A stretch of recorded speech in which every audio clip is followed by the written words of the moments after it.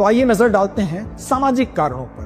क्रांति की ज्वाला भड़काने में कंपनी की सामाजिक नीतियां भी कम जिम्मेदार नहीं थी। अंग्रेज अधिकारी भारतीयों से ऐसा बर्ताव करते थे जैसे वो दोयम दर्जे के हों। यदि कोई अंग्रेज भारतीयों पर अत्याचार करता तो न्यायालय का झुकाव भी अंग्रेजों के पक्ष में ही होता। 1860 में प्रकाशित दीनबंधु मित्रा द्वारा लिखे बंगाली नाटक नील दर्पण में नीलहों की बर्बरता को पढ़कर रोंगटे खड़े हो जाते हैं।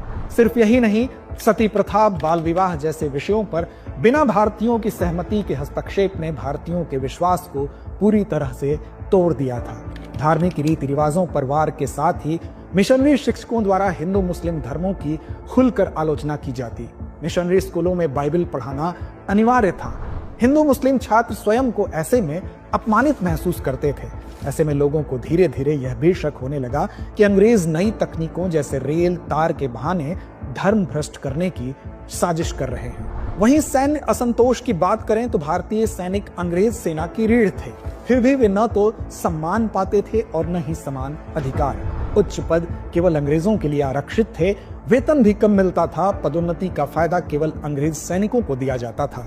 इसी बीच लॉर्ड कैनिंग द्वारा पास किए गए सामान्य सेवा भर्ती अधिनियम ने सैनिकों को समुद्र पार भेजने की बात कही, जो धार्मिक रूप से वर्जित था। समुद्र पार जाने का मतलब ही तब धार्मिक दृष्टिकोण से पथभ्रष्ट होना माना जाता था, जिससे व्यक्ति का अपने धर्म में लौटने का रास्ता बंद हो जाता था।